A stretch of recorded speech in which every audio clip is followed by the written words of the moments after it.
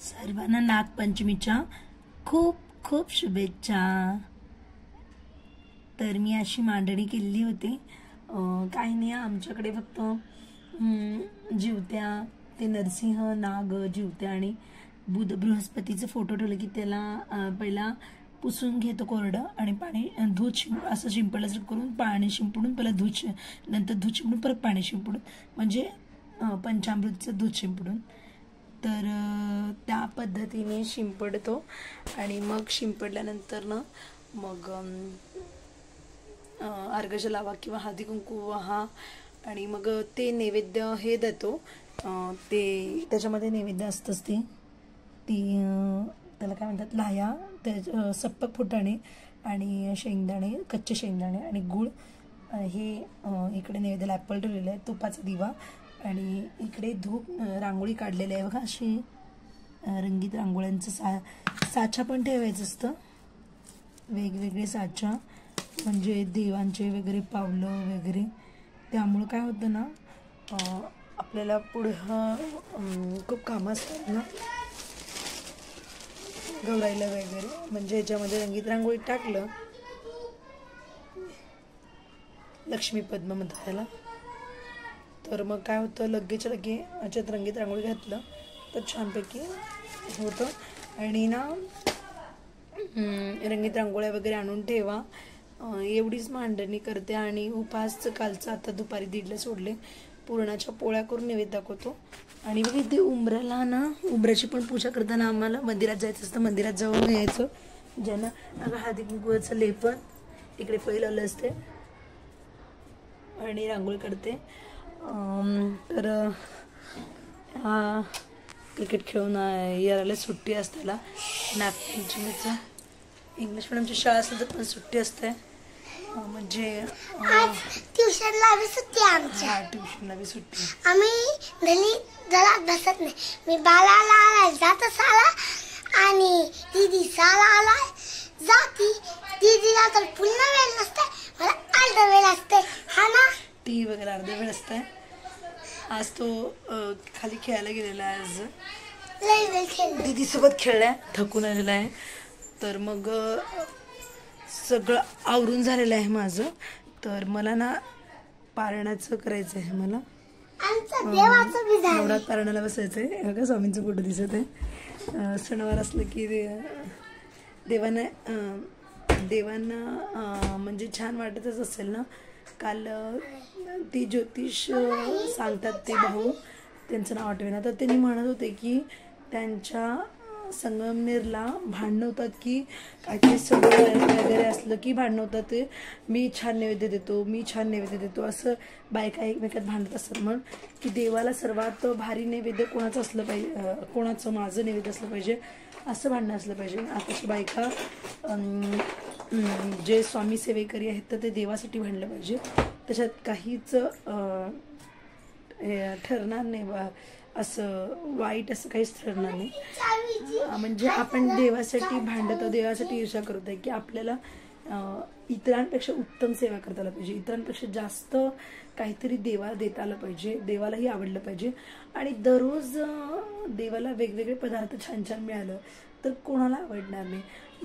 मी जेव्हा पहिल्यांदा आरती घेतलेली तर तेव्हा मला माहीत नव्हतं की भज्जी आवडतात, स्वामी समर्थाला भज्जी देखील आवडतात, पण मग मी दाखवलेली आहे, तिथे नैवेद्य ठेवलेलं होतं मठात गेल्यावर, मी जेव्हा औदुंबराला फेऱ्या मारत होते तेव्हा मी नैवेद्य दाखवलेली आहे। मी आपल्याला किती एक आपण जे जेवतो तेही दाखवतो काही हरकत नाही, पण काय असतं ना आता सण असलं की आता आपण पोळ्यांचा स्वयंपाक केलो, तसंच आरती मिळाली म्हणजे आपल्याला आपण ते आपल्यासाठी सणच आहे।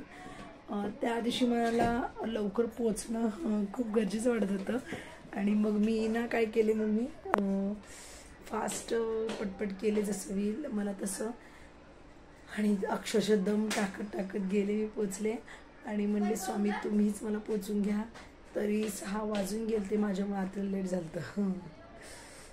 आणि मिस्टरांचा आता कॉल आलेला की जेवायला, आणि त्यांनी सकाळी डबा घेऊन गेला, अजून सुद्धा जेवले। आम्ही म्हणलो सगळं आमचं आवरून झालं, सगळं हॉल झाडलो, किचन झालं, सगळं सोफा आवरलेलं आहे सगळं.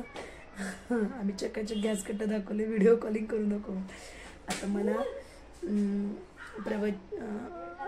प्रवचनाला बसायचं आहे मला नवनाथ पारायणाला. तर ते कसं करायचं आणि कशा पद्धतीने श्रावणामध्ये साधं सोपं पद्धतीने दिंडोरीपणीचं तेच सांगणार आहे मी. कारण की आता मठात बघितले की थोडे जणच होते नवनाथ पारायणाला बसलेले.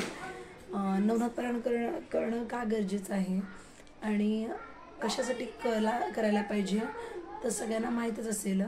भूत पिशाच वगैरे पण बाहेरील बाधा जसं गुरुचरित्रामध्ये तर आहे तसंच याचंही देखील पावर आहे. आणि त्याचं कसं मांडणी केलं पाहिजे, काय काय नियम आहे मी तुम्हाला सांगणारच आहे.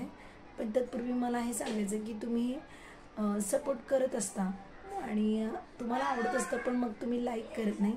तर प्लीज प्लीज कृपया करून एक लाईक करत जावा आणि व्हिडिओ शेअर करत जावा. आणि जास्तीत जास्त आपल्या स्वामींचं आपल्याला हे सेवा आहे, एक स्वामींचं आपल्याला पोचवायचं आहे. तर गुरुमाऊलींची सेवा आहे, आपल्या स्वामींची सेवा आहे. तर जास्तीत जास्त आपलं स्वामी सेवेकरी वाढवण्यासाठी तुम्ही चॅनल सबस्क्राईब केलं की आपोआप सेवेकरी घडतील. आणि खूप खूप लोक टेन्शनमध्ये आहेत, त्रासलेले आहेत. लोकांना आपण जेव्हा स्वतःहून बोलतो, मी तर वेळ दिलेच होते काल मठात गेल्यावर, की बोलताना कळतं की किती लोक त्रासलेले आहेत, ग्रासलेले आहेत वेदनेने, रोगाने. आणि सर्वात जास्त त्यांना आजार कशामुळे येत आहे की घरातले आपलेच आपल्याला सपोर्ट करत नाही, आपलेच आपल्याला त्रास देतात आणि आपलेच आपलं ऐकत नाही. यामुळे ते खूप त्रासलेले होते.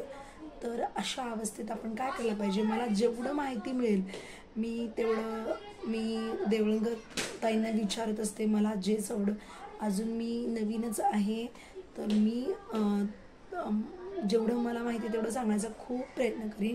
तर माझा प्रामाणिक प्रयत्न सगळ्यांपर्यंत पोहोचवण्यासाठी तुम्ही देखील मला मदत करा आणि स्वामींचा जयघोष करायला विसरू नका. जयघोष म्हणजे स्वामींचं नाव लिहा कमेंटमध्ये, श्री स्वामी समज. तुम्हाला कुठल्या देवाचं आवडतं, दत्ताचं लिहा, नाहीतर नवनाथांचं नाव लिहा, गैनाथ, रेवणनाथ, नागेशनाथ, चतपदीनाथ, कानिकनाथ, बच्चीनाथ, गोरक्षनाथ, जलदेशनाथ. तर प्लीज प्लीज सपोर्ट करत जावा आणि मांडणी तुम्ही कशी केलं हे कमेंटमध्ये सांगा. तर please please please please channel जे पहिल्यांदा ते सबस्क्राईब करूनच पुढे जावा आणि बेल आयकॉन घंटी दाबल्यामुळं तुम्हाला नोटिफिकेशन पहिल्यांदा येईल. आणि तुमचे अनुभव काहीतरी असेल तर 72 76 28 72 7276 7276 2828 26 आणि 72 परत ते 7276 282672. तर या नंबरवर व्हॉट्सअप करा आणि ज्यांना व्हॉट्सअप करता येत नाही त्यांनी फोन केला तरी चालेल. प्लीज एक लाईक करा. बाय. श्री स्वामी समर्थ. चांगले विद्यार्थ्यांच्या पूर्ण सेवा करून घ्या. मला सुखी समाधानी आरोग्य संबंध व चांगला छोट्या तुमच्या नामस्मरणात ठेवा. श्री स्वामी समर्थ.